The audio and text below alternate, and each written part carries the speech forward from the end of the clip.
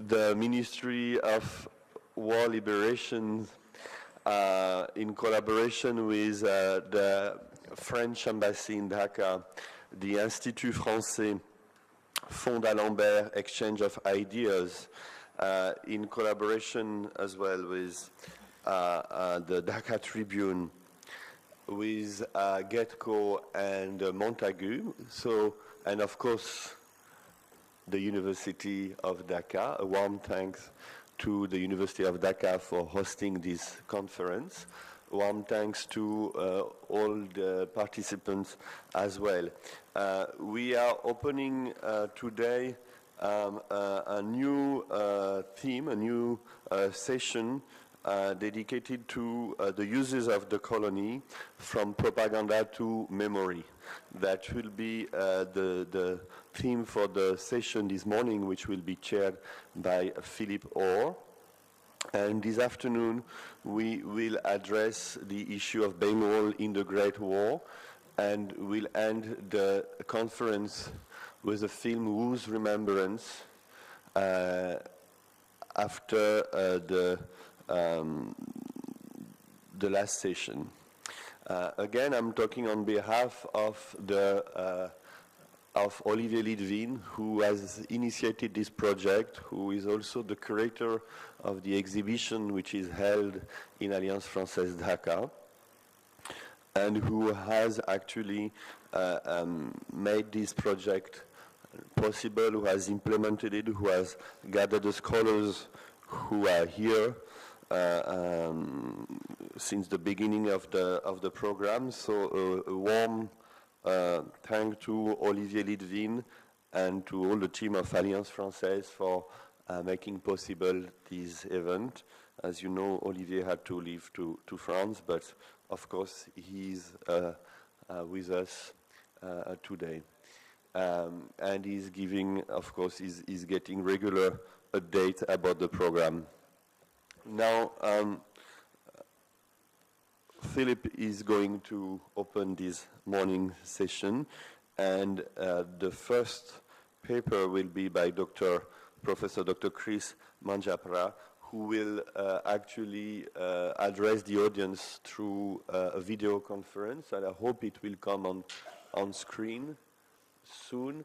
And 5 minutes, just the time for Philip to give his introductory speech and to introduce the speakers, Dr. Chris Manjapra and Professor Dr. Richard Fogarty. Thank you very much.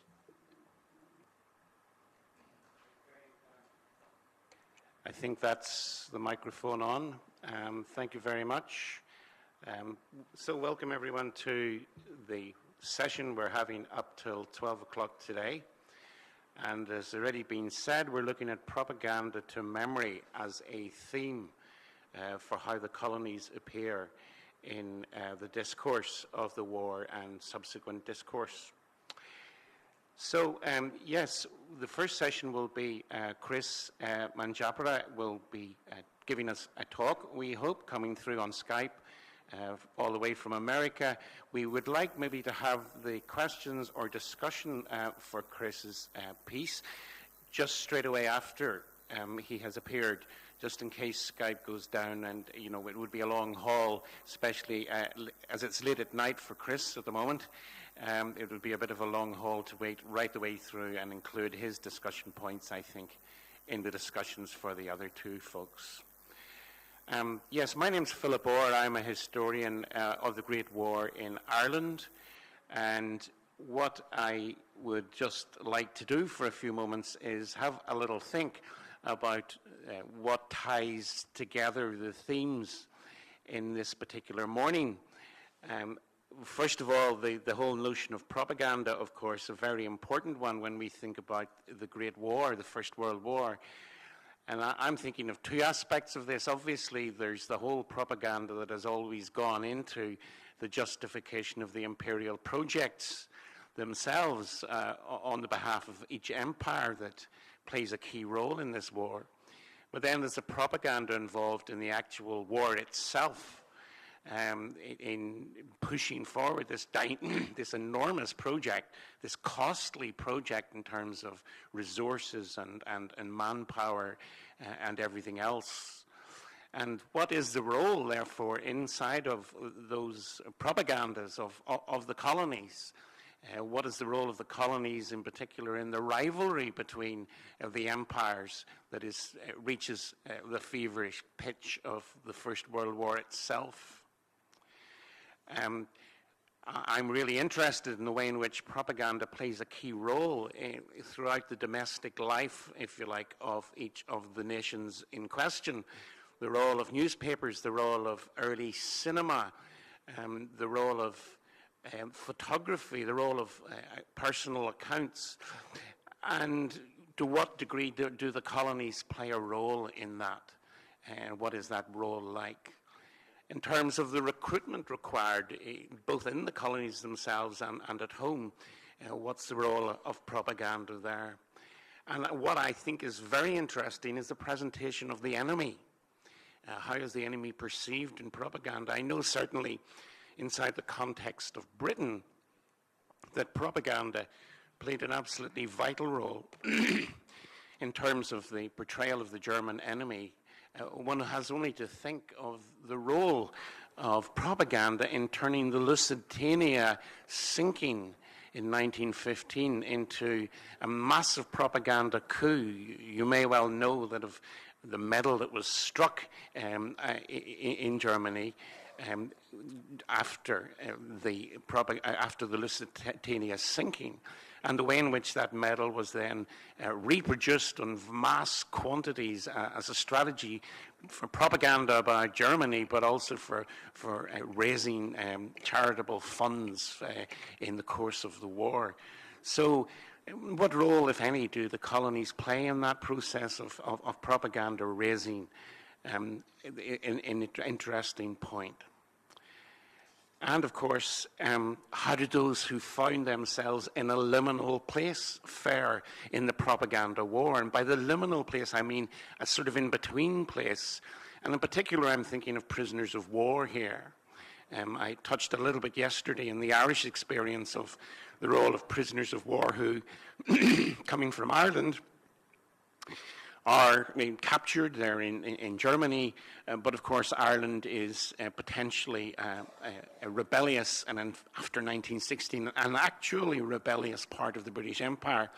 And of course there's a famous case of Roger Casement, the Irish Republican, visiting Germany and attempting to bring the Irish prisoners of war over to the German cause, the cause of the gallant allies in Europe, as it's referred to in Irish Republican propaganda. So we'll be exploring some of these themes today. Finally, just to also bring in this word memory, the Great War being, of course, total war, there are all kinds of new ways in which war then it leaves traces, massive traces. Maybe traces is the wrong word for something so substantial, but the photograph record of war, the journals and the accounts of many literate people, the subsequent oral record that's left for oral historians in due course, and the way in which memorialization takes place in all kinds of new ways after the First World War. The creation of sites of memory that in an era of mass travel can be visited, can be inspected, the role of new individualized tombstones. 100 years ago, it would not have been the case that individual ordinary soldiers were memorialized in that kind of basis, tombstone by tombstone by tombstone. And finally, the role of museums, and we'll be exploring that later. The role of museums, what kind of museums? Military museums, museums that tell a national story, museums that have some kind of edification as their purpose in terms of portraying the horrors of war, and museums in an era of technology which changes the nature of what a museum is, I think, in all kinds of radical ways. So we'll be exploring some of these topics in what I hope will be an interesting morning. That's my introduction. So I think, and I'm hoping we're see on the screen here that Chris is ready to talk for us. Professor Dr. Chris Manjapra from Tufts University in Boston. And we're delighted that you're able to talk to us, Chris. Are you able to hear clearly enough and make a start?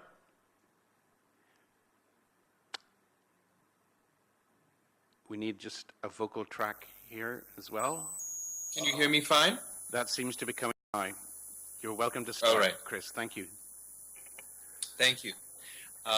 Thank you so much for this opportunity to speak. I'm getting a little bit of feedback. There's a feedback, but I'll try to, maybe I should reduce my sound and that will, can you still hear me fine? Yes. All right, very good. I should just say for the audience that this semester I am teaching a class with colleagues at RAC University. We're video conferencing our classes together.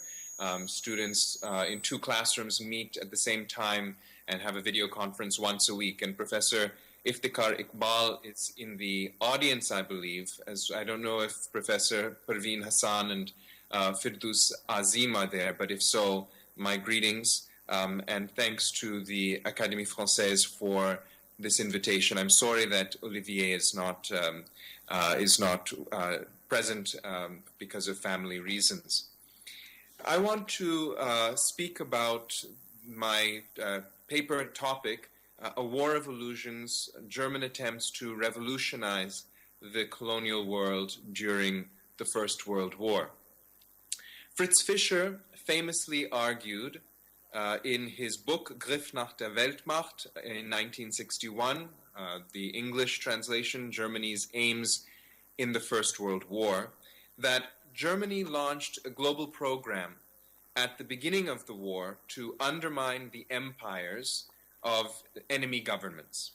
For example, the German Foreign Office attempted to create what it called a belt of Muslim uprisings across the Middle East in order to destabilize the British, French, and Italian colonial powers. And in this story, of course, we know that Lawrence of Arabia was trying to win that same belt for the British cause.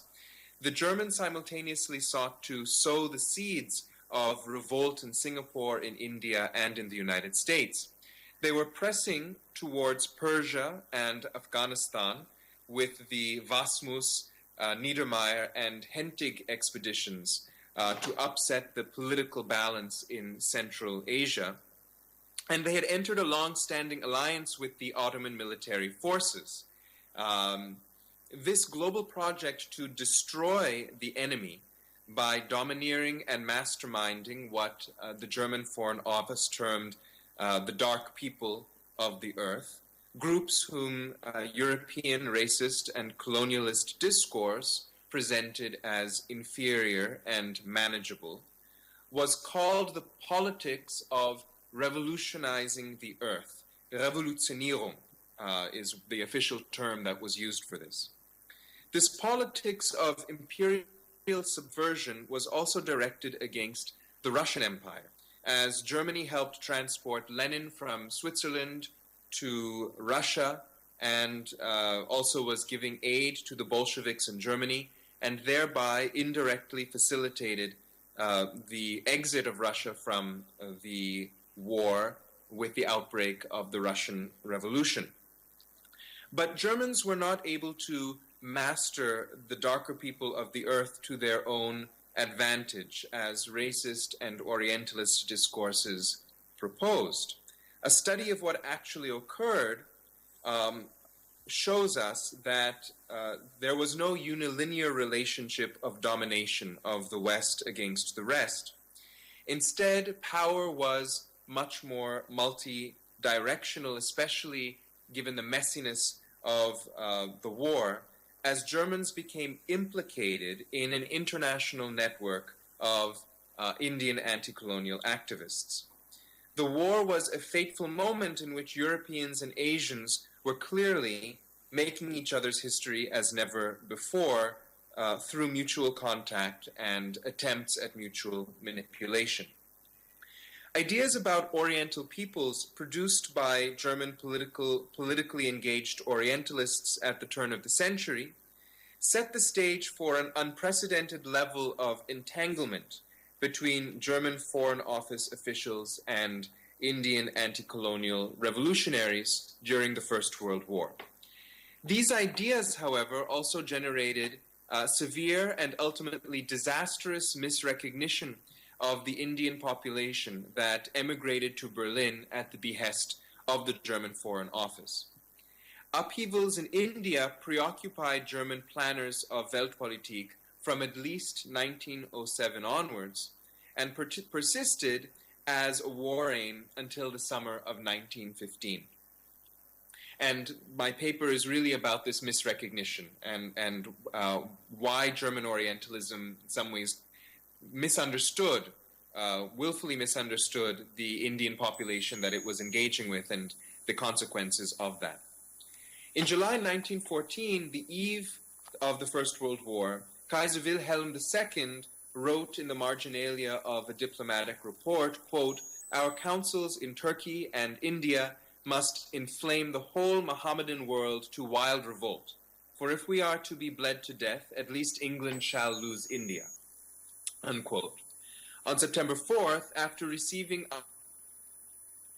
of Britain's intention to remain in the war, and that there would be no swift victory, Chancellor Beckmann Hollweg reiterated the Kaiser's view, quote, "One of our chief tasks," he stressed to the Foreign Office, "is to soften up Britain gradually by harassment in India and Egypt, which can only be possible from there," unquote.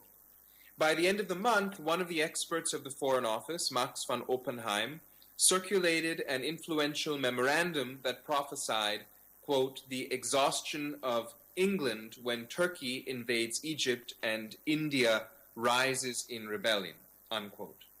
India had a particular presence in German war aims by the beginning of the war and was linked in the official imagination with notions of massive revolt of the Muslim world through jihad. So here we see the development of this policy of revolutionizing the colonies of the enemies, which was a key policy of the German strategy. Despite regard for France, Russia, and the United States of America as imperial powers at the turn of the century, the German planetary imagination was informed most by their perception of British world hegemony. The period between 1840 and 1900 formed the pinnacle of British imperialism. Over the course of the 19th century, Great Britain ruled over 10 million square miles of territory and counted roughly 400 million subjects in its colonies. And many British officials, Lord Curzon, Viceroy of India, chief among them, saw India as the fulcrum in this world order.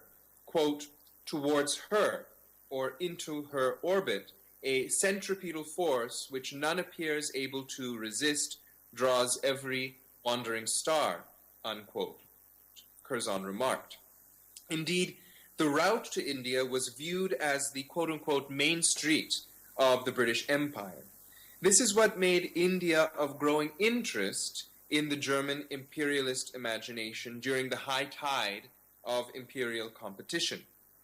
In 1908, Germany had the second largest shipping traffic with India after Great Britain. And British newspaper articles from that year remarked that, quote, "growth of Indian exports to foreign countries is especially marked in the case of the United States and Germany," unquote.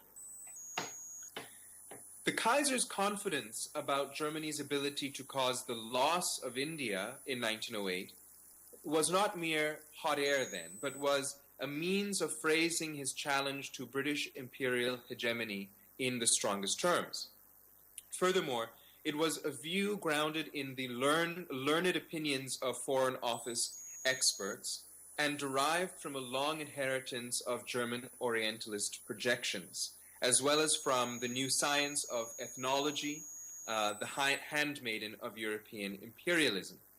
India became increasingly salient in German foreign planning with the development of ideas about the Muslim mind and excitement about prospects to incite Muslim populations of the Middle East, Central Asia, and India to upheaval against the British.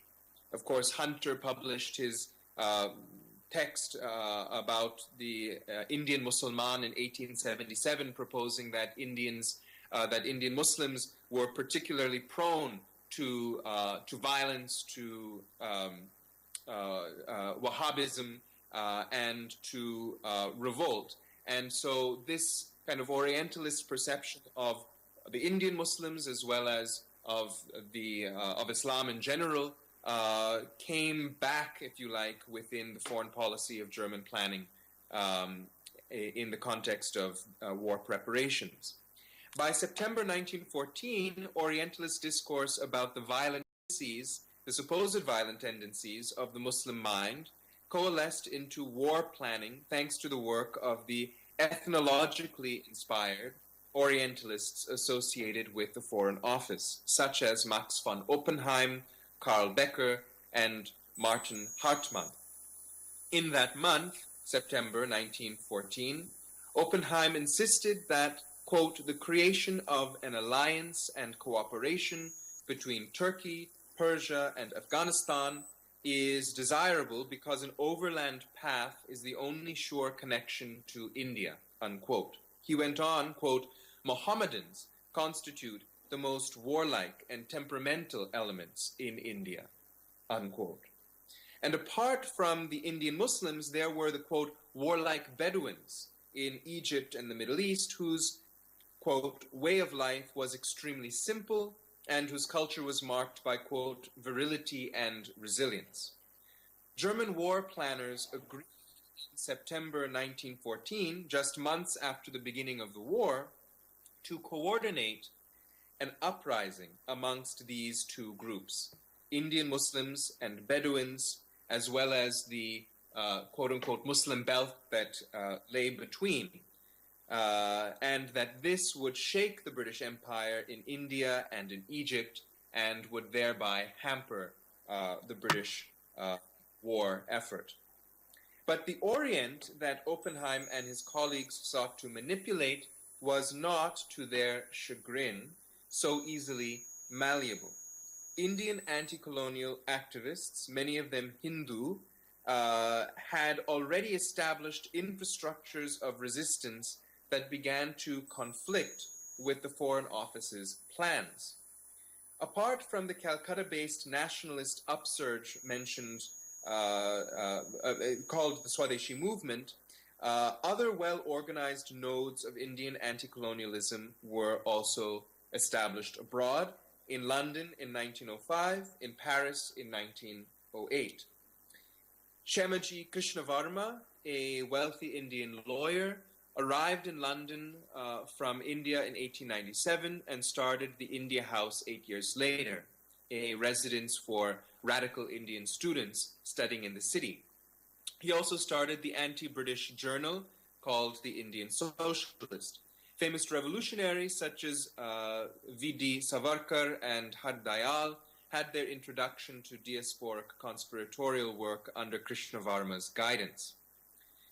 By 1908, Bikaji Kama, a wealthy Indian Parsi woman, established the rudiments of an anti-colonial circle in Paris. And we also know that this was also the time of growing sentiment in India to support the Caliph in Turkey, the Ottoman Caliph, and the Khilafat movement, which really began in the context of the war and after the war, certainly from 1917 through to 1924, shows that Indian Muslims were also heavily involved in international politics as well as nationalist anti-colonial activity.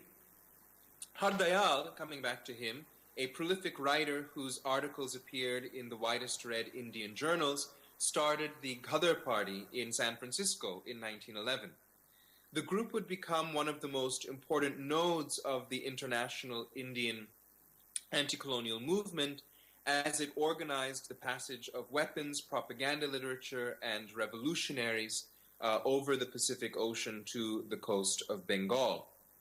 The Ghadar Party also established contacts with Indian anti-colonial activists in other North American cities, especially Vancouver, Chicago, and New York. So the point of what I've just been discussing is to say that while on one hand the German Foreign Office in 1914 developed these plans to mastermind Indian activism and Indian activists, from another perspective we see that Indian anti-colonial activists were well on their way to establishing their own international networks of resistance in which they themselves would seek to involve and mobilize and in fact use German infrastructures and resources.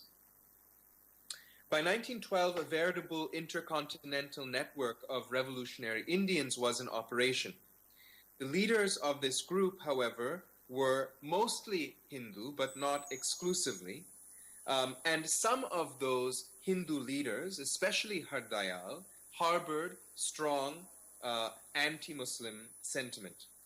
The international infrastructure of Hindu nationalism points to the social dominance of Hindu elites within the urban and internationalist anti-colonial movements of this period in comparison to Muslim populations who were, especially in the context in the area of Bengal, subordinated or subjected to a Hindu Bhadralok elite.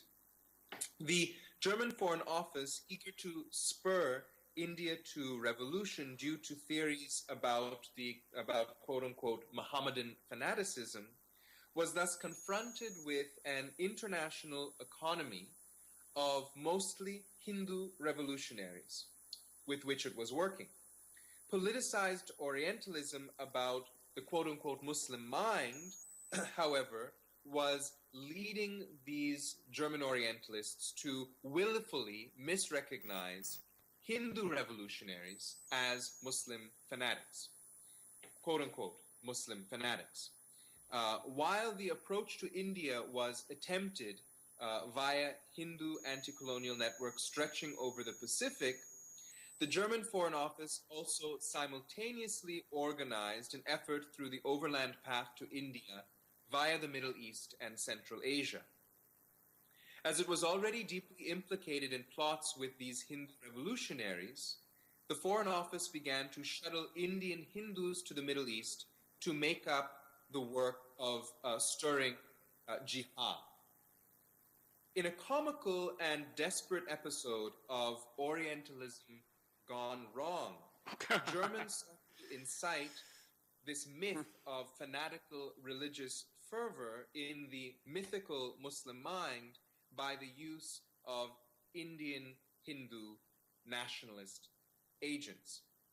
Whereas there were certainly many collaborations between Indian Muslims and Hindus in the independence struggle of the pre-war years, tensions between these socio-political communities were also beginning to strain the nationalist movement since the very beginning of the Swadeshi period in 1905, especially as Muslim nationalists gained new opportunities to come out from under the political hegemony of the Hindu political elites. Bengal was partitioned in 1905, granted a new, although temporary, political standing with a Muslim Bengal created and separated from Western Bengal, which was again under Hindu Bhadralok control. The Muslim League was founded in 1906, of course, in Dhaka, and riots broke out in places like Mymensingh in East Bengal in 1907, as Muslim separatists condemned the economic exploitation of the predominantly Hindu landlords and protested against Hindu cultural arrogance. Hindu nationalist discourse from these years, on the other hand, largely generated by the urban Hindu elites, especially in Bengal and the Punjab, was marked by anti-Muslim rhetoric, with Muslims often associated with the quote-unquote ignorant agrarian masses. And even where nationalists were not actively anti-Muslim, they tended to phrase their struggles in the language of orthodox Hindu religiosity. One thinks, for example, of Vivekananda. The German Orientalists' fixation on the Muslim mind and their desire to portray Muslims as the leaders of revolution in India, as the fuse that needed to be lit in order to blow up the British colonies, caused the Germans to overlook the significance of these emerging Muslim-Hindu nationalist differences and tensions in the Indian context. The Foreign Office envisioned multiple bands of political missionaries composed of German, Turkish, and Indian members, which would infiltrate the Arab territories, Persia and Afghanistan, in order to stir up anti-British sentiment and this goal of jihad. Three of the most celebrated and high-profile German expeditions during the war years, those of Hentig, Werner Hentig, Oskar Niedermayer, and Wilhelm Wasmus, all focused on, quote-unquote, revolutionizing India from the Afghan border. There were a number of other missions active throughout the region. While Wasmus, known as the German Lawrence of Arabia, was waylaid by British troops before reaching Persia, Niedermayer and Hentig progressed separately to Kabul, arriving around the same time in October 1915.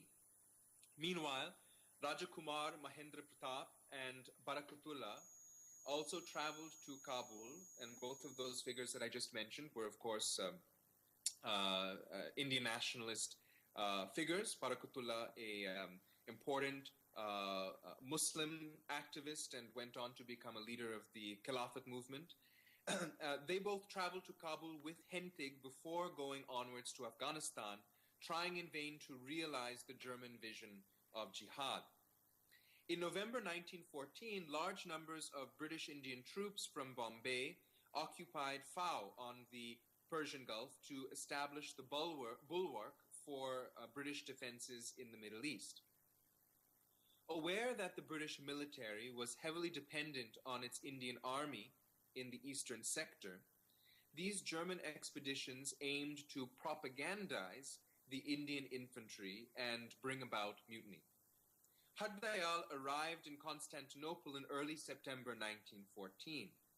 The arrival of what the Germans called the best amongst the Indians, that was their nickname for Har Dayal, marked the beginning of a swarm of activity organized through Constantinople.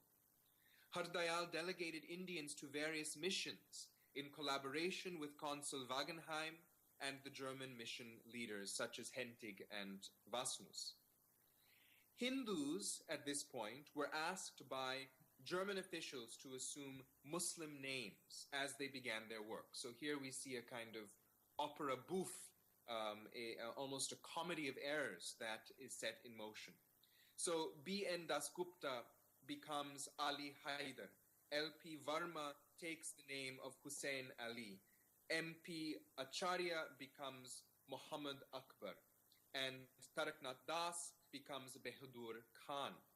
But Hindu-Muslim tensions could not be so easily papered over as the ascription of these names.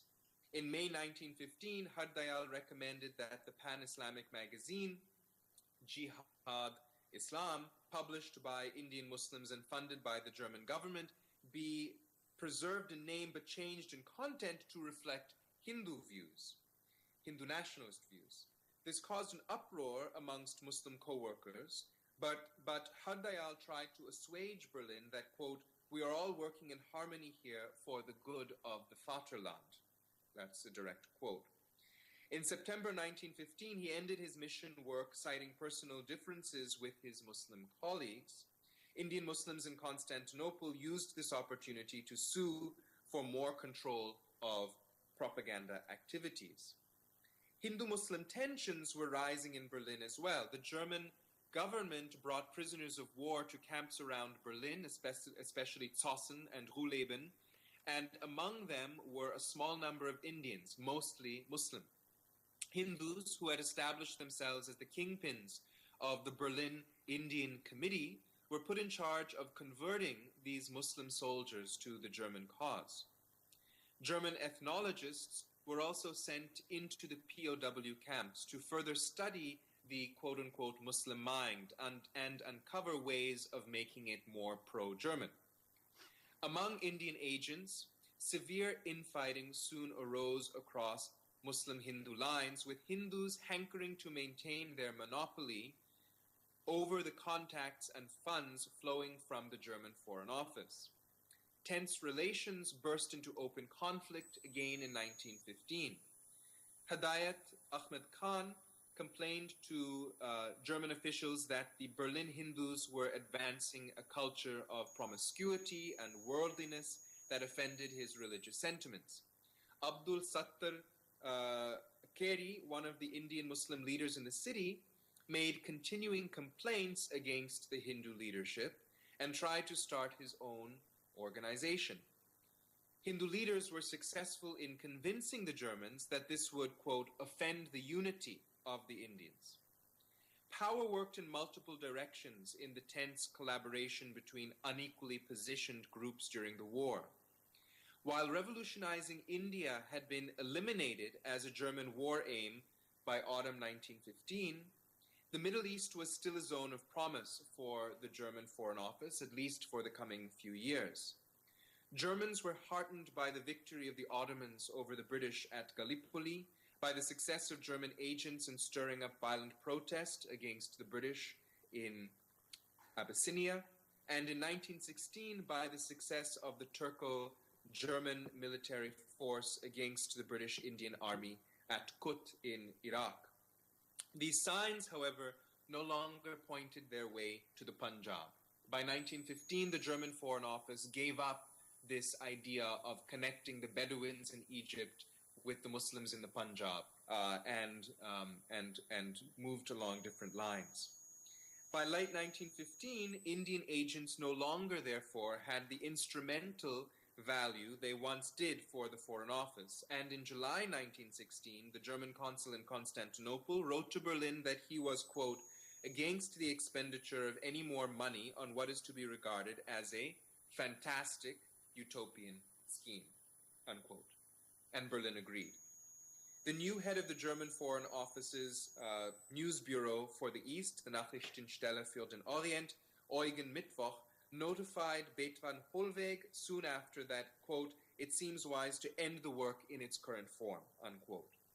The nexus of Germans and Indians over the course of the First World War and into the coming period, therefore, tells us a story about asymmetries and misrecognitions and illusions of encounter, as the title of my talk is called. Notions about the quote-unquote Muslim mind inadvertently led German officials into contact with Hindu nationalist activists. This shows what happened when German Orientalist conceptions of Muslims and maniacal German impulses to revolutionize the world actually had to confront the realities on the ground. What emerged was both a conceptual and a tactical fiasco. Germans were never in control of the groups they sought to mastermind, but instead found their policy of war by other means and revolutionizing the Orient caught up in the nationalist politics and the nationalist splits of the Indian anti-colonial struggle. Thanks. Thanks very much, Chris,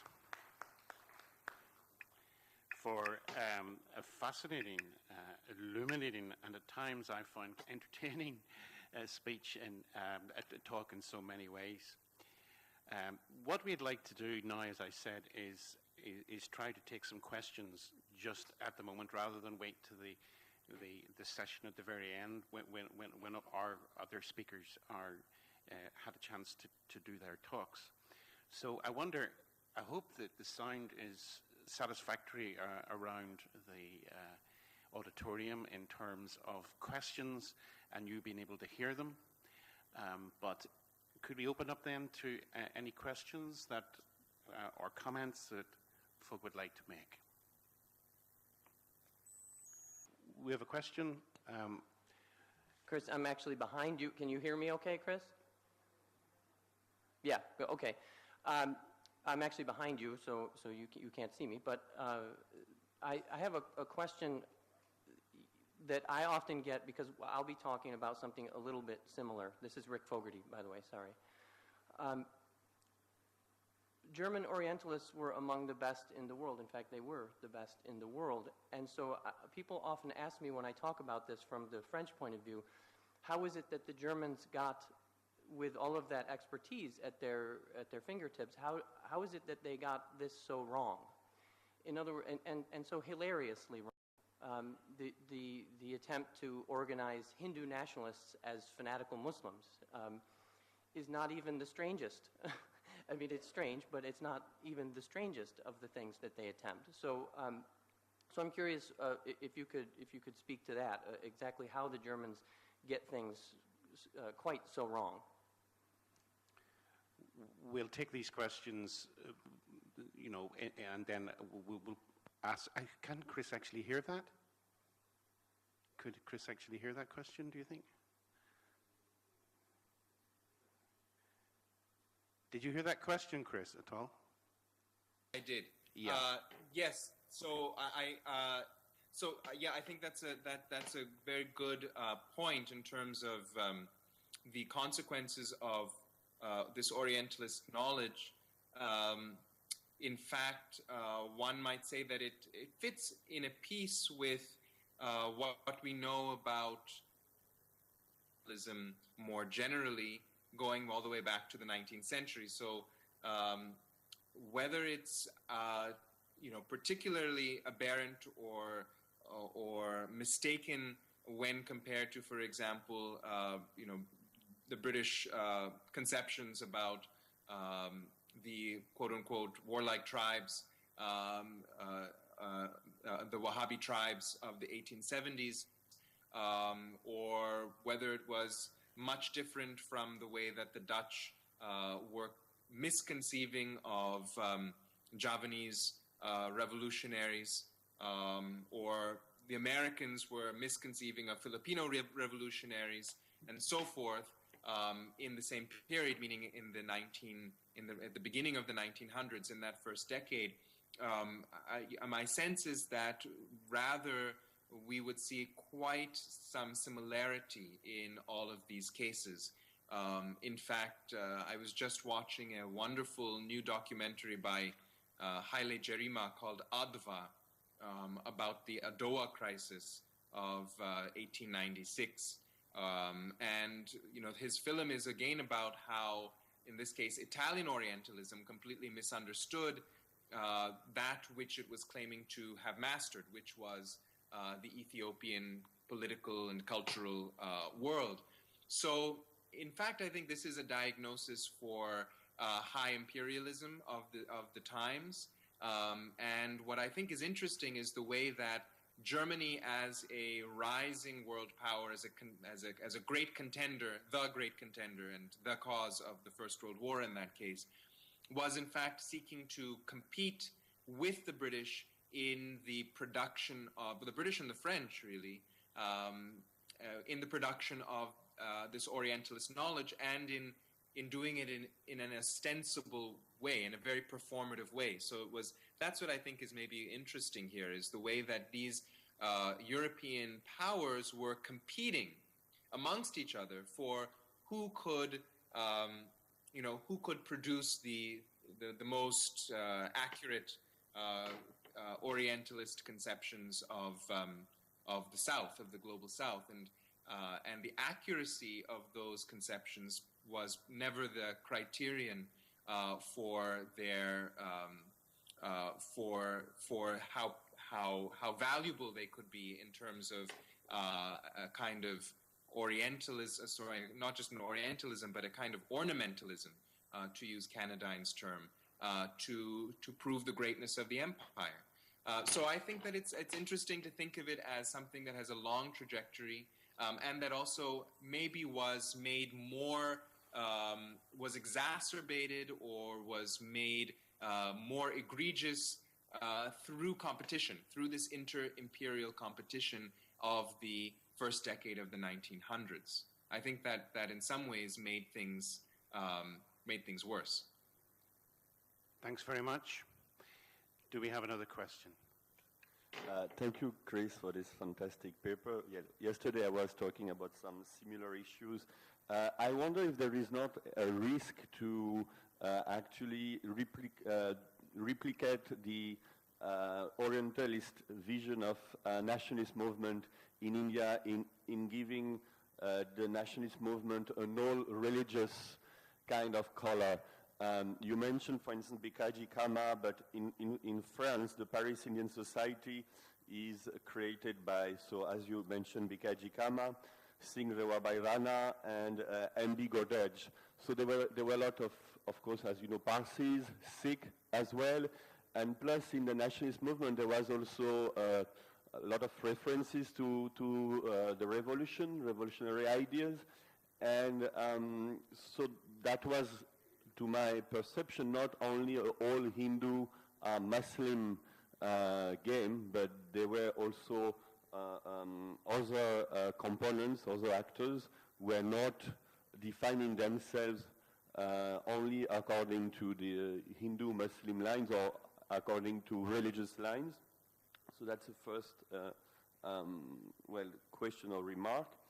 And also the very ambiguous position of British in India, who somehow were quite tolerant towards German, because we see an increasing population of German, mainly engineers, who come and who spread quite freely their propaganda in India by the end of the 19th century and early 20th century, while there is a continuous Gallophobic agenda. And it's quite funny because the French on their side are totally anti-German and buy whatever British sell them regarding India and buy the British propaganda, though it's quite... So there is also the nationalist agenda of each European nations somehow mislead them in their approach to Indian population and Indian nationalist movement. So Philip, I think I'll need if you could repeat the two parts of the question. I think I got the gist of it. To make it brief, isn't there a risk in applying the Orientalist 19th, 20th, early 20th century Orientalist perception of Indian nationalist movement in defining it as either a Hindu or a Muslim movement, and in keeping this divide as the the main the main divide inside the nationalist movement, while there were also people who were not defining themselves according to religious lines, or not only according to religious lines. You mentioned Parsis, there were also Sikh, especially in Paris, the Paris Indian Society, but also in America and even in India, of course. And also there were some, of course, mixed and very hybrid and syncretic ideology built from revolution, ideas from the revolution, sometimes mixed, of course, with the vocabulary of Indian languages, which could include as a Muslim or Hindu reference for sure.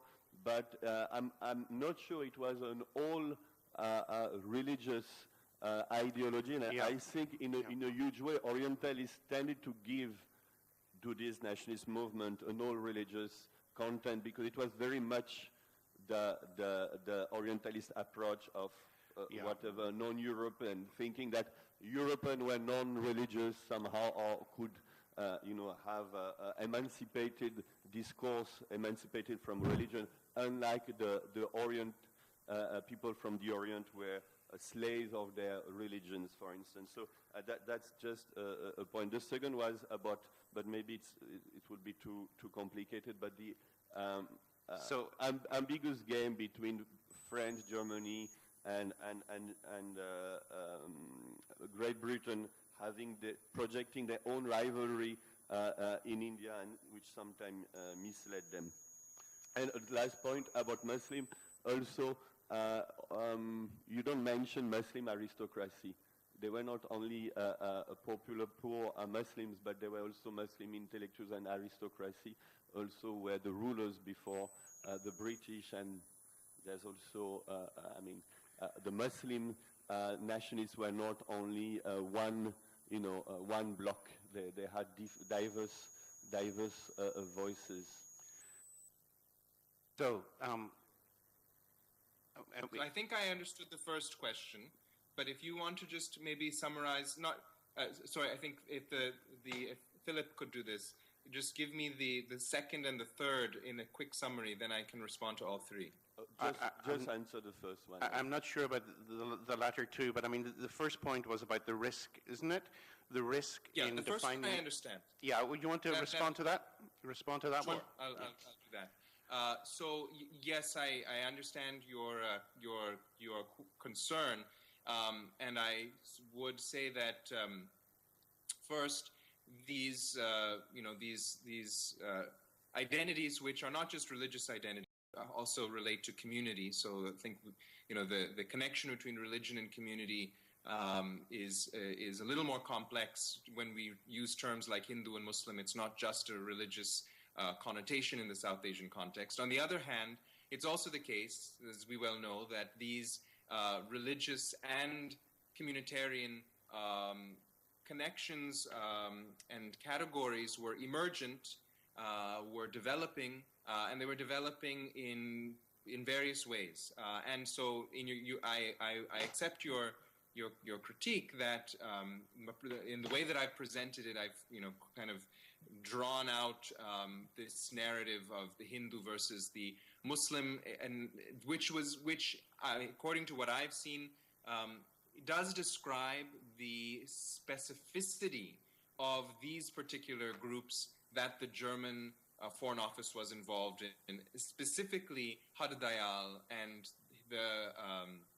the group around him, as well as Virendranath Chattopadhyay and the group around. So he was the main figure in Berlin. Das I mentioned as well, and others like them tended to have quite strong, Hindu-oriented politics, Hindu nationalist politics from this period. Now, the group that I have not spoken about, which I think we would see a lot more a lot more ambiguity in terms of how they themselves would think of their politics or their own sense of belonging, would be the general kind of left, the Marxists that were also very active at this time and very active in Berlin. Of course, the Khilafat movement was also a non-cooperation movement, and this period, 1915, 1917, was one in which we have this moment of great connection and cooperation between people of both communities, of the Hindu and the Muslim communities within South Asia. So while I wouldn't want to put these politicians or the politics into these closed boxes, I also want to propose in the paper that also the idea of a single Indian identity was also not accurate, because there were regional differences involved. There were linguistic differences, of course, within regions and within linguistic contexts. There were also differences of power. So within the Bengali context, I think the Bengali Hindu versus the Bengali Muslim tension had less to do with religion and had more to do with questions of political economy and questions of political power. And so that's what I'm trying to say, that to boil it down, that the European Orientalist perceptions of whether they be the Hindu or the Muslim were confined within religious categories, which were fixed and which were related to tradition. But these categories did not take community into consideration, nor did it take the actual, regional political tensions that were at work. And so Har Dayal, coming from the Punjab, had a very particular kind of Punjabi high caste Hindu politics. And that was, that the Germans were completely blind to that. So this is the, this is the kind of the gist of the thrust of the argument. I didn't quite catch, unfortunately, the last two questions. I did get a couple words, so I will probably now say something that is completely unrelated. But I just wanted to point out that the French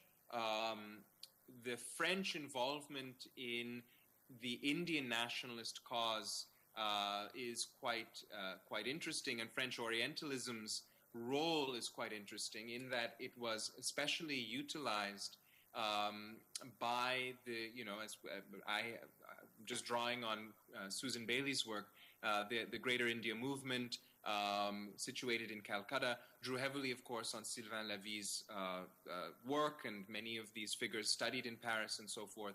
And so there are some really interesting feedback loops of how Orientalism fed back into Indian British anti-colonial politics, and the same can be said for German Orientalism. While one kind of German Orientalism meaning I'm speaking particularly of political official Orientalism, the Orientalism used by the Foreign Office, there were many other kinds of Orientalism at work too. And whether, just one example would be, academic philology, the German study of ancient Indian languages.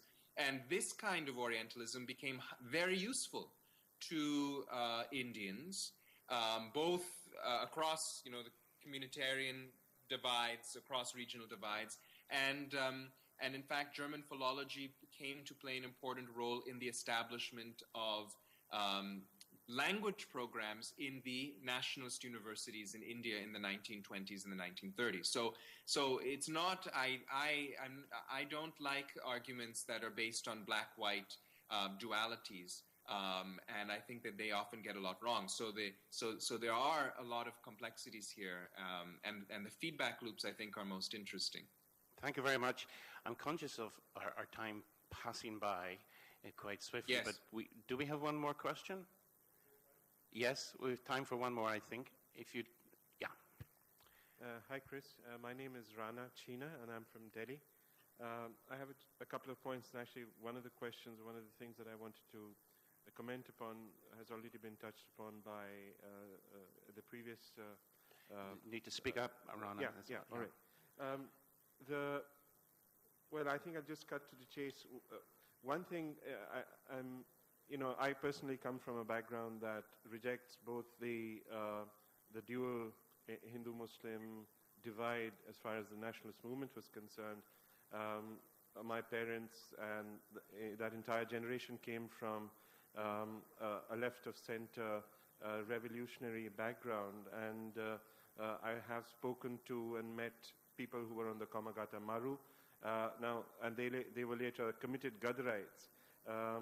And while Har Dayal later on becomes an apologist for British rule, the Gadarites, the people that formed that party that he founded, were, to the best of my knowledge, very strongly committed revolutionaries. They did not believe in the Hindu-Muslim divide at all, and that's a conviction that they carried on right through 1947 and into post-independence, and it was something that affected their politics even after independence. That's just a comment. The other thing, very quickly, touching upon the Niedermayer Expedition, there's a very, very interesting incident over that, and I will just very quickly try and relate it. You may be aware that when the Indian Corps arrived in France in the autumn of 1914, there was very considerable German propaganda being directed at the Indian Muslim troops. And the people who were said to be most susceptible were the transfrontier Pathans. And a section of Afridis led by their JCO, a man called Mir Mast, deserted to the Germans, and apparently they were presented to the Kaiser and they made much of them and all the rest of it. Apparently the Kaiser also decorated Mir Mast with the Iron Cross, and lo and behold, about 4 months later, his brother Mir Dast was given the Victoria Cross in the Second Battle of Ypres. But while we were researching, because I'm running a project on India in World War I, we were going through the archives of the Niedermayer mission, the photo archives, and lo and behold, there in Baghdad is a photograph of 6 Afridi Pathans in German uniform en route to Kabul, and on the right was our man Mir Mast himself. Now, would you happen to know what happened to these Indian soldiers that were inducted into this whole propaganda mill? Is there any trace of what happens to them at the end? That's all. Thank you. Okay. Thanks for those 2 questions. I think I caught them. Again, I may not have completely grasped the point, the last question, but I'll just try. Your point about the other movement is an important one, and I want to also recognize that I think you mentioned that I believe you said that you have a family background that is connected to the Ghadar, or perhaps you know of individuals who were involved with Ghadar. I believe you said something like that, and I want to, of course, recognize that as significant.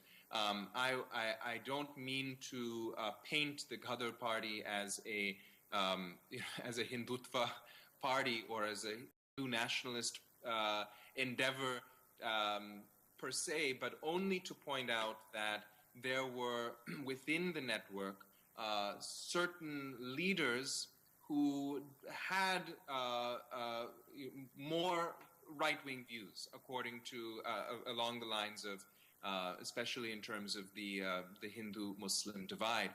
Now, to give the counter example to what I've said, Barakatullah was a member of Ghadar, and at its inception, he was in San Francisco, I believe in 1912, and was part of this movement before he moved on to Europe. On the other hand, Har Dayal and again Taraknath Das were 2 of the main leaders, Ramchandra, another main leader, in the early period. And certainly for these 3 figures, we have records of their quite kind of views. It doesn't mean that the whole network was that way, but these figures seem to be. So this is a complex question, and I think for me as a historian, the question that I am grappling with, and maybe you as well, is how do we both preserve an understanding for the emergent political tensions of this period. Certainly, it seems that the war, meaning 1914 and 1915, perhaps put some pressure on the alliances, the politics of Indian nationalism, and put stress on the politics, and maybe divided Hindu-Muslim categories, at least temporarily, just as 1905 was another period that created a moment of division or a moment of tension. It didn't mean that it remained forever, because 1917 we have again this period of comity and great possibility for a kind of common project. But 1926, again, a major political event, the proposal of a new constitution in the offing with the Simon Commission and so forth, brings about another phase in which Hindu-Muslim political tensions emerge. So I guess I would argue for a more periodicized and a more, perhaps a view that sees these tensions coming and going, as opposed to never having been there or always having been there. And then finally, your question about, I believe, the Niedermayer Expedition. I would point, in case you have not seen it, there's a very nice article written by somebody named Caroline Stolte, and I believe it's in Modern Asian Studies, and it's about Pratap, Mahendra Pratap, and the history of these figures, these Indian activists who were a part of these missions through to Persia and Afghanistan is in fact very interesting. One side of this that I myself have researched has to do with the groups that then come back to either who remain in Russia, who go to places like Tashkent, or then come to Berlin and become the first cells of the Indian Marxist parties that were formed outside of India. Of course, there were Marxist parties formed in India simultaneously.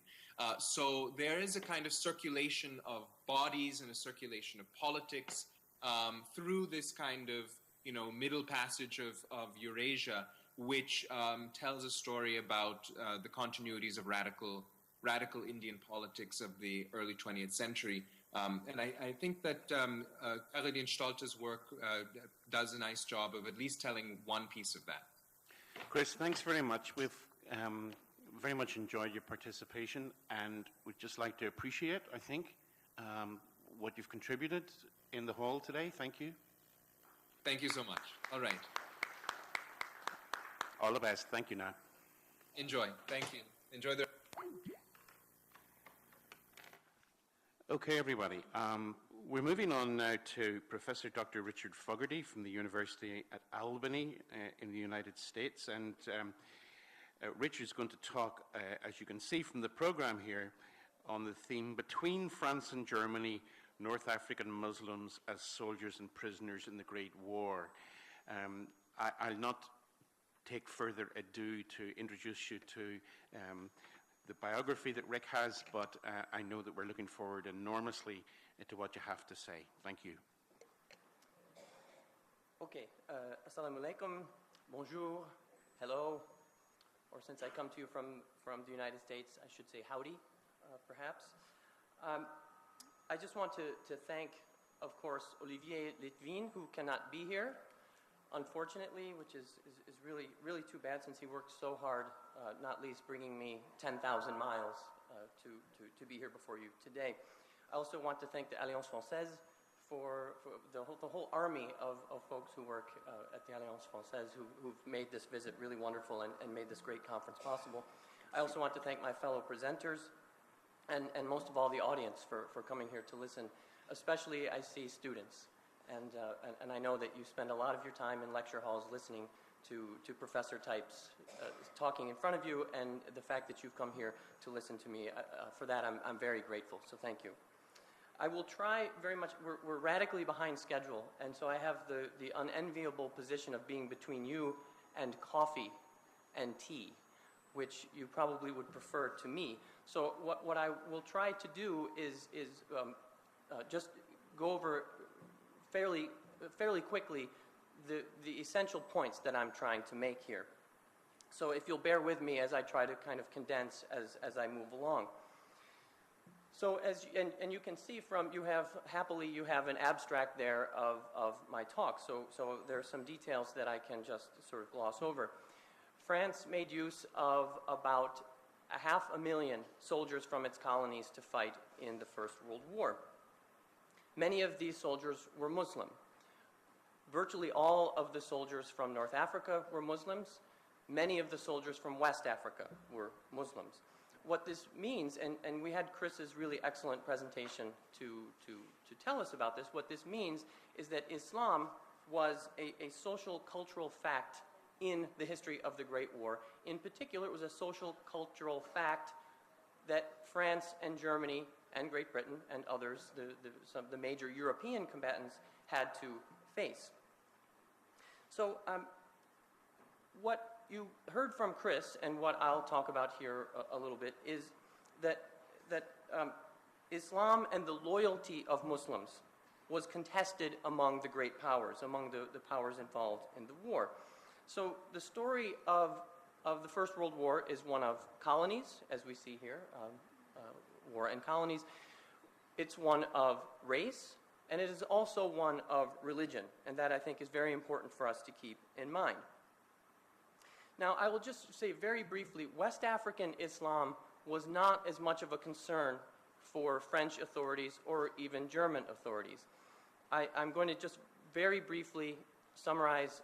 I don't have time to talk about exactly why that was the case, but there are just very different views in Europe among Orientalists and among others, very different views about the what we might call, what one scholar has called the Muslimness of Muslims from West Africa, or Islam noir, or black Islam. Very different attitudes about that kind of Islam and the Islam practiced by North Africans and people from the Middle East and India and so on. And if you'll forgive me for summarizing it this way, the attitude towards West African Islam was that it was more laid back, okay? It was less fanatical, it was less strict, less conservative than Islam from other places. So what this meant was that the French and German and other authorities concerned themselves less with black African Islam. Whether that was a proper thing to do or not is another question entirely. So what I'll focus here on, what I will focus on here, is Islam, the attitudes toward Islam and Muslims on the part of French and German authorities, Islam among North Africans. Now, the French army made many attempts to accommodate the beliefs of its Muslim soldiers. And I'll just summarize very briefly here. In particular, it focused on three areas. Burial customs. Of course, we're in war. Many Muslims were killed. Many Muslims from North Africa were killed. And so the French army went to great lengths to understand and then to observe Muslim burial rites. Sometimes this was possible. Oftentimes it was not. In fact, it was impossible as everyone I think here probably knows, it was impossible to observe any kinds of burial rites on the Western Front in the trenches. The second area in which accommodations of Islam, the French army made a great deal of effort to accommodate Islam, was on the matter of holy days, especially the feast of Ramadan, right, and the fast of Ramadan, excuse me. So the idea was to make possible the observance of religious practice, in particular the observance of duties, religious duties such as Ramadan. The third area in which the army tried to make accommodations for its Muslim soldiers was in the presence of religious figures, what are known as chaplains in European Christian and Western armies, chaplains, or in this case, the effort was to provide imams at the front. This was a very difficult endeavor. It was very difficult to find imams, and I could go into detail about this. In fact, we have Professor Meunier, who knows far more than I do about all of these things, but he could also tell you about these efforts to find imams to serve at the front with the soldiers. So in other words, there were efforts really made, some of them successful, some of them not, some of them mistaken, of course, but efforts to accommodate the beliefs of soldiers from North Africa, Muslim soldiers from North Africa. In part, this stemmed from a purely military imperative to preserve morale and the fighting effectiveness of these soldiers. But it also was because, and Chris has talked about this, it was because there were fears among the French that the loyalty of Muslims would be undermined, the loyalty of quote-unquote French Muslims would be undermined by the Germans. The Germans were clearly, as we've seen, making efforts to do so. Now, and that's what I'm going to spend most of my time on here, so I will move on to that in a moment. I'll just say briefly that despite all of this effort to accommodate the beliefs of Muslims in the French army, there were still concerns over the attitude of Muslims, the attitude of colonial subjects, and what this meant was that when the French participated in the Dardanelles campaign, in the invasion of the Ottoman Empire, Muslims from North Africa were excluded because the French army and French politicians believed that it was not possible to ask Muslims to fight other Muslims, in particular in Muslim lands, in the Ottoman Empire itself.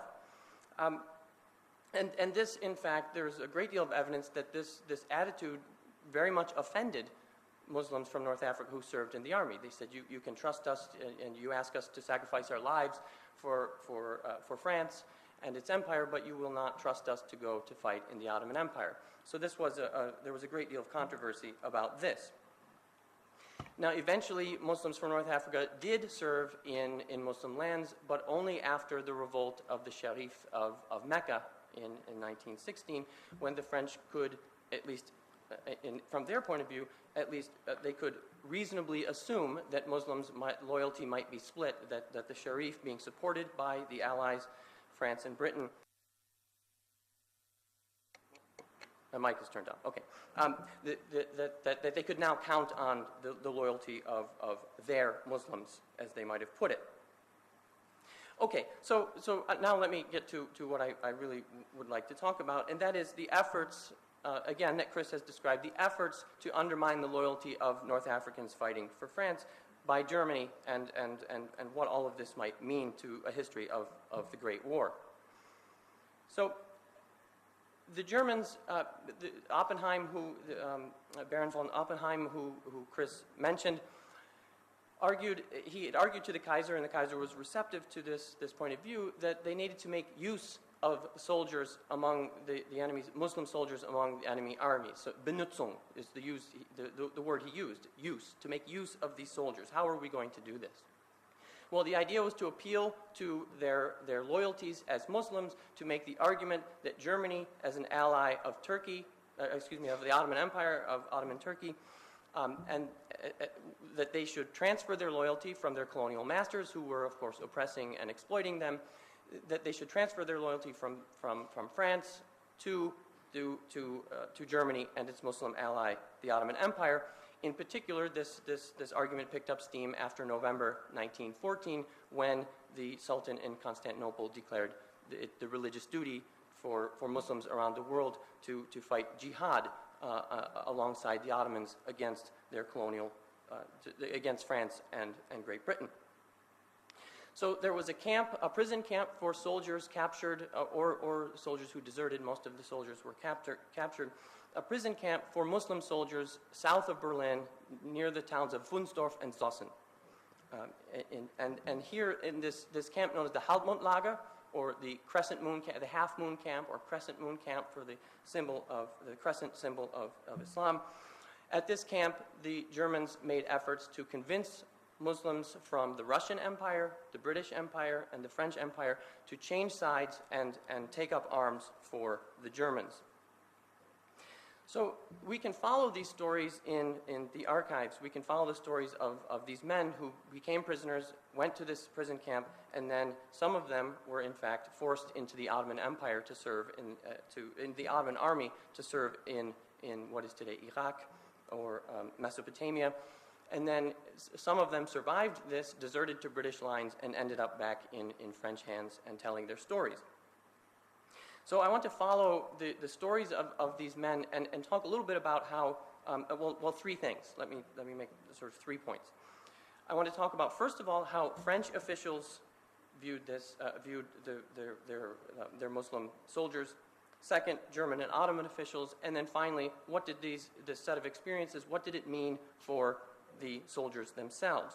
So first, just to summarize this, French officials hoped that the men would be loyal and grateful colonial subjects, but they feared the countervailing influence of Muslim identity, and they made assumptions about Muslims and Islam that caused them to worry about whether Muslims could really truly be loyal to France. So that's number one.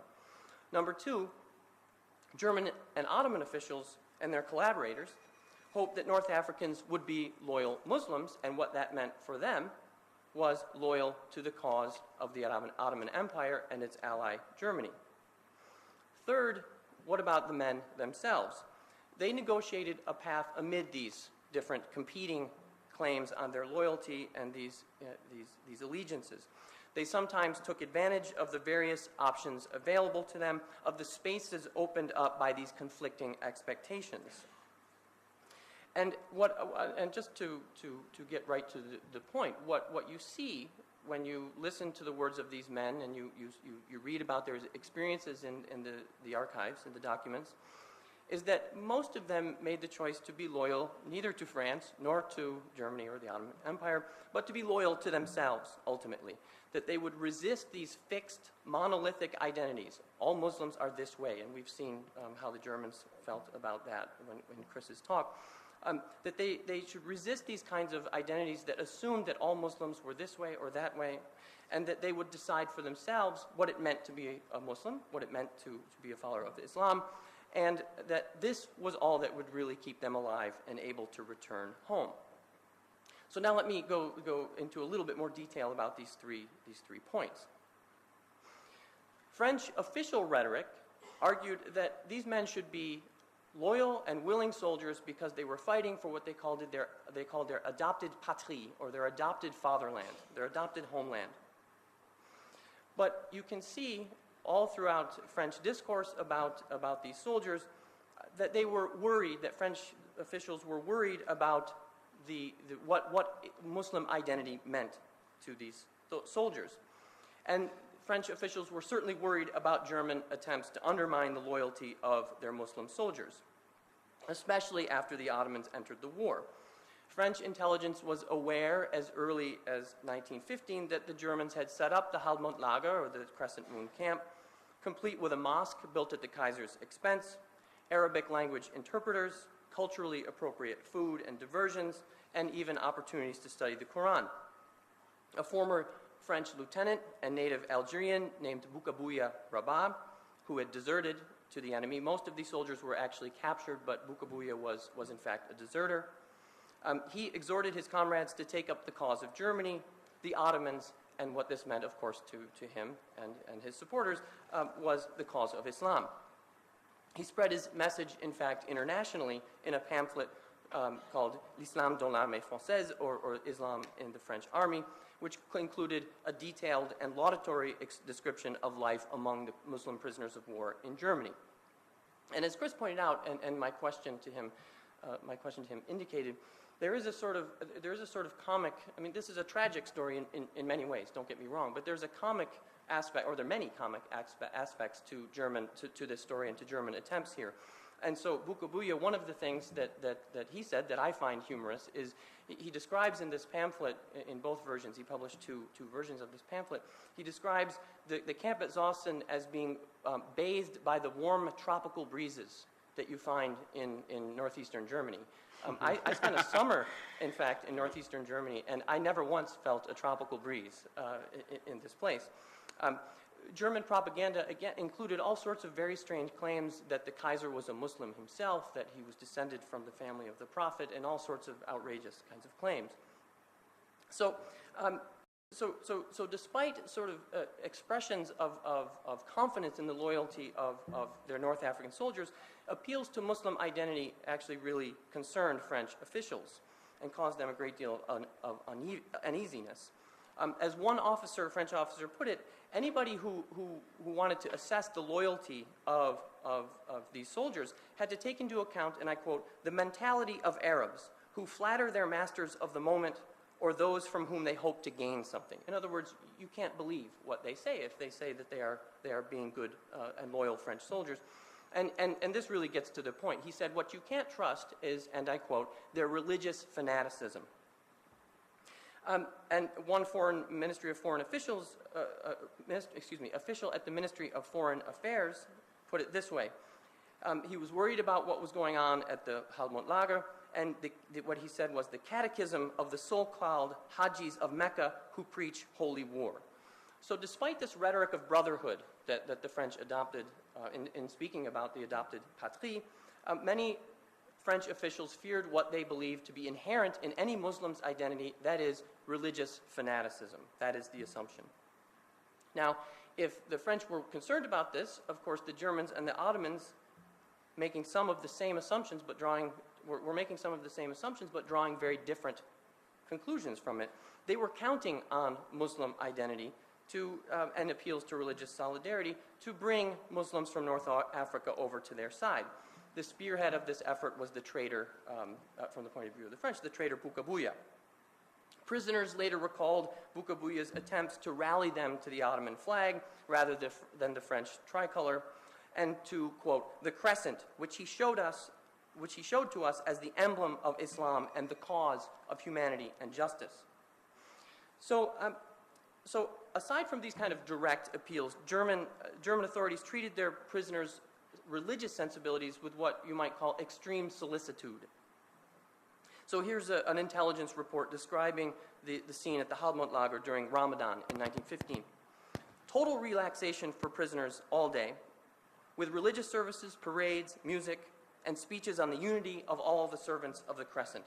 In order to show even more the consideration they have for the Arabs, the German guards disappear for the day. The prisoners reported that German authorities rarely missed an opportunity to show, quote, their respect for Islam. And they exhorted the men to do their duty as good Muslims. And this term, bon musulman, good Muslims, appears all over the records, both in French and German. This idea that a good Muslim, if you are really a good Muslim, you will do this, right? The French had one assumption, the Germans and Ottomans had another assumption about what it meant to be a good Muslim. And if one failed to be a good Muslim from the point of view of the officials at the camp, this could provoke kind of extreme reactions, even denial. So, for instance, Lieutenant Ali Rabah explained to his German interrogators that, in fact, he and other Algerians had disliked, had problems with the Ottomans that predated the French arrival in 1830. In other words, they didn't like the Ottomans any better than they liked the French. And the German officer responded with this: "You are not a Muslim," and then punished Rabah for this apparent apostasy, right? This irony that he can't possibly be a good Muslim if he's not willing to change sides. So the Germans and Ottomans made these kinds of religious appeals and appeals to the nationalism of these French colonial subjects. Prisoners recalled, in fact, that the propaganda emphasized German power and its eventual triumph over French oppression, colonial and otherwise. One German propagandist claimed that they did not treat North Africans as inferiors as the French did, and that the Germans were, moreover, the friends of the Turks who were, quote, faithful to the law of the Prophet. And he added, Germany will soon be in full possession of all of France's Muslim colonies. There is thus an immediate interest and an interest for the post-war in acquiring German sensibilities. So what did all this mean for the prisoners, to get to my third point? These comments put prisoners in a difficult spot. They had to decide what it meant, in fact, to be a good Muslim. What did it mean to them? And in fact, what did their Muslim identity mean to them, right? So did their identity as French subjects come first, or were they above all Muslims? And if they were above all Muslims, did this mean that they were supposed to be loyal to the Ottomans, or what, in fact, did that mean? In the end, as I've already indicated, really practical concerns, I think, lay at the root of their ultimate decisions about what they might do. And I think this is not a surprising conclusion, but an interesting one anyway, I think, is that these soldiers decided for themselves what it meant to be a Muslim, a North African, a French soldier, and colonial subject, and a prisoner of war. So some soldiers, in fact, did prefer to remain loyal to France for a variety of reasons. Sergeant Ben Yahya clearly had contempt for those who succumbed to German and Ottoman appeals.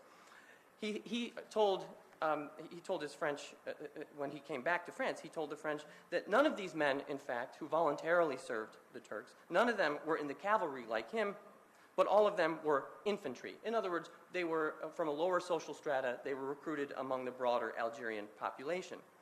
Lieutenant Ali Rabah felt that the treason of the infantry was not very surprising because these were, he said, mercenaries without morals nor honor, men who for the most part count for nothing in their communities. Also, very harsh treatment by if you didn't immediately embrace the cause of of the Ottoman Empire in Germany, very harsh treatment, in fact, provoked a reaction, pushed soldiers really away from the Germans and toward the French. As one put it, I carry from my 13 months in captivity an inextinguishable hatred of the Germans and the Turks. Some prisoners, however, appreciated the enemy's solicitude for their religious sensibilities. Chowdhury Kadir wrote home from Zossen, "Here, under this powerful government, we lack nothing. We have soap for washing, tobacco for smoking. Each day we get sweets, clean changes of clothes. 3 times a month we take a bath. They have built us a mosque where we can pray, study the Quran, and read. Since we've been prisoners, we haven't had to work. Our brothers, the Turks, come to visit us on Fridays. They have the friendliest intentions toward us. Others sent home postcards featuring the camp mosque as proof of the Germans' solicitude for Islam." And soldier Lagish Amar also seemed to find Germany captivity agreeable. He wrote in a letter, "I don't have to work. Our guards couldn't be nicer. I don't work. I don't have to do anything." And I think this is a real soldier's lament, right? After being in the army for so long, now all of a sudden he can relax, and he's clearly appreciated that.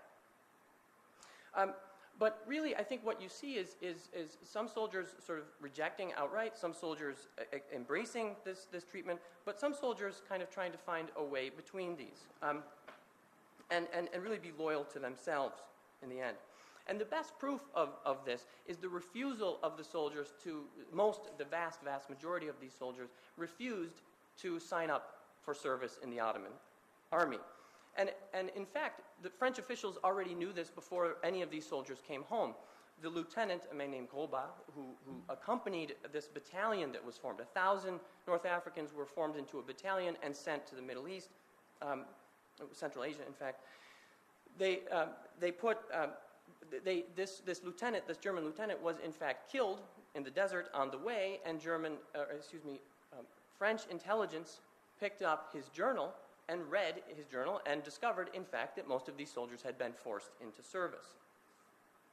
So these appeals, in the end, really did fail. And my reading of these soldiers' stories and all of the evidence in the archives, which is, frankly, quite plentiful, is that the soldiers really had very the most practical kind of concerns at the base of their decisions. As one corporal put it, "I am French and want to remain so, and if you Germans want to make me happy, send me home." Let me come back to that quotation here in a second. But the way another prisoner put it, "I have children in Algeria where I also have property." And so this first, "I am French and want to remain so," I'm not sure whether this soldier really felt French or didn't feel French. He may have. I mean, there are some colonial subjects who embraced colonial rule for various reasons. But I think the second part of his sentence reveals what really is at issue here, and that is, if you Germans want to make me happy, send me home. And what is home? Well, as the other soldier put it, home is where my children are and where my property is, where my life is, the life that I would like to return to. So in the end, and I can give you more evidence of this, there's a group of soldiers who meet with an Egyptian propagandist. And they tell this, they respond to his appeals by saying, "Look, we took an oath of loyalty to the French government, which," and I quote, "protects our goods and our families." Right? This is, again, our property, our families are the most important thing. And they went on to tell him, "You want to talk to us about religion, but you know as well as we do that questions of nationality come before questions of religion, and that before being disciples of Muhammad, we are and will remain above all French." Now, again, I am not sure whether this is a genuine statement of Frenchness coming before Muslimness. But what is really going on here is this ultimate sort of this rejection of German attempts, Ottoman attempts, to tell them what it really meant to be a Muslim. So, and then finally, and I should add just as a final note here, that the religious observances at the camp sometimes left a little bit to be desired. And so some of these soldiers were not, in fact, impressed by attempts of the Germans to pose as friends of Islam. As one soldier put it, the ceremony for prayers was insufficient, no religious rule was observed, The service was often performed outdoors because the mosque was too small. The ceremony contained no ablutions. Shoes remained on during prayers. The real goal, he said, of these efforts was not to observe religion, but, quote, simply in order to get us together and undermine our true feelings. And he said that many people refused even to take part in these ceremonies. They refused to pray in what he said were such pathetic circumstances. And I'll finish with I think, the simplest statement by a soldier, a Moroccan soldier named Aish ibn Muhammad, who said he thought it was ridicule, it was ridiculous to suppose that North Africans could serve the Turks for religious reasons. So in the end, I want to just make a very simple point, that these soldiers decided for themselves what their religious identity meant to them and how it would inform their choices and their actions and their future. North Africans made great risks no matter what choices they made. They didn't know who was going to win the war, which side was better to be on. In the end, I think they decided to be on their own side. They could not be told how their religious identity should guide their choices. They decided for themselves, constructing their own sense of identity. So I also want to finish with one last comment. Yesterday, it seemed to me that many of the comments were sort of pushing, and I think properly so, pushing us as presenters to try to say something a little bit about the larger significance of what we're saying here about this big topic, but focused topic, the Great War. And so what I guess if someone asked me this question, let me answer it before you even ask it. The larger significance here, the sort of global kind of significance, I think, is that we make a tremendous mistake. Certainly in the specific case in the West, Westerners make a tremendous mistake, like these Orientalists we've been talking about here in these two papers, whether French, British, German, or otherwise, Italian were mentioned, make a tremendous mistake when they assume that there is such a thing as the Muslim world, that it is that Muslims from and you know, in an audience like this, I don't have to emphasize this point too much, but that Muslims from Indonesia to Bangladesh to across India to the Middle East all the way to Morocco, to say nothing of Muslims in France and the United States and elsewhere, that one can make generalizations about them and say that all Muslims are this way. But I think also what we have here is a good example of the larger problem that propels much of the violence that we see in the Great War and other wars besides, and that is generalizations about large groups of people that lead us to racial prejudice, cultural prejudice, and nationalism. So I think that this is the broader lesson of these kinds of specific talks, these kind of specific examples that we can give here. The broader lesson is that we need to take the world in all of its diversity and understand it that way. And then I think maybe we can understand some of the catastrophes that have befallen the world, such as the Great War. So thank you very much. Thank you. Rick, thanks very much for your talk. We're going to have a tea break now. 15 minutes for the tea break. Let's be back in here by 12:05 if we can, please. 12:05. Is that fair enough? Thank you.